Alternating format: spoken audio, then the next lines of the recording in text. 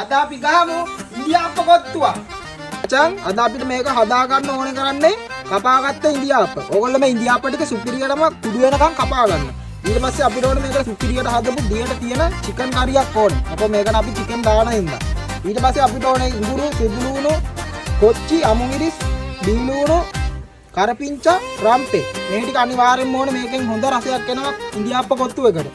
ඊට පස්සේ අපිට ඕනේ ගම්බිරිස්, ලුණු, කුරුඳු, එනසාල්, කරාබු නැටි. ඊට පස්සේ ඕනේ කැරට් ලීස් මේ විදිහට කපා ගන්න ලස්සනට ඔයගොල්ලන්ට කැමති විදිහට. ඊට පස්සේ අපිට ඕනේ පොල් පේස්ට්. කපා ගමු ලුණු ටික.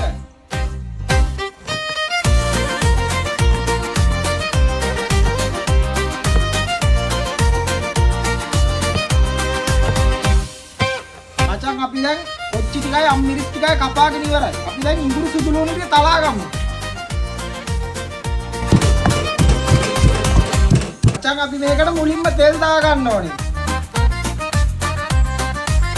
මචං දැන් මේ තෙල් එක හොඳට රත් වෙලා තියෙන්නේ. අපි මේකට මුලින්ම අපේ රට ලුණු ටික දාගමු.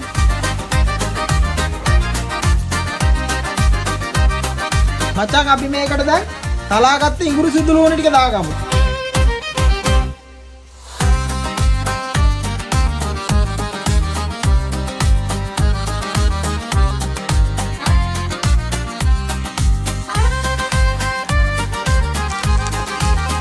දැන් නම් නියමයට සුවඳයි හොඳේ. කුරුඳු, එනසාල්, කරාබු නැටි ඒ ටික මේ වෙලාවේ දැම්මහම තමයි හොඳම ක්වොලිටියක් එන්නේ මේකට.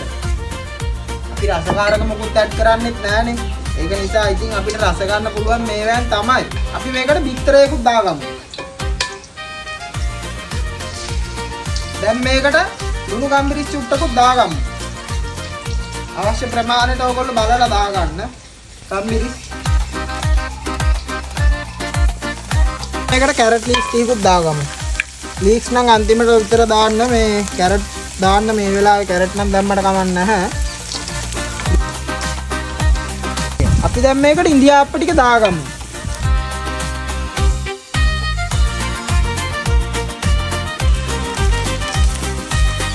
දැන් හොඳට මේක කලවම් කරගන්න. අපි දැන් මේකට තව චුට්ටකින් චිකන් හොද්දක් දාන්න හදන්නේ. එතකොට තමයි මේ කොත්තුවේ නියම රසය එන්නේ.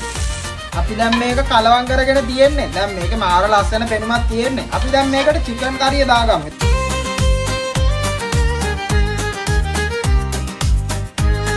දැන් ඉතින් මේක සුපිරියටම කලවම් කරගන්න තියෙන්නේ. මාර රසයි මේක හදලා බලන්න හොඳේ.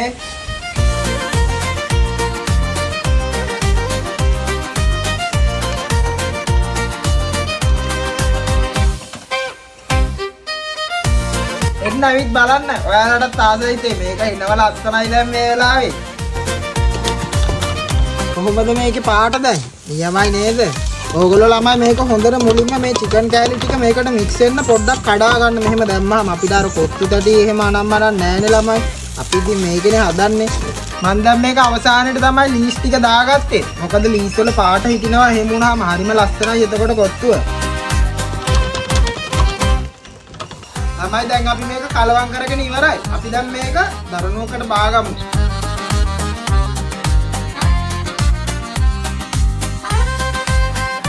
අපි දැන් මේ හදාගත්ත කොත්තුව කාලා බලමු.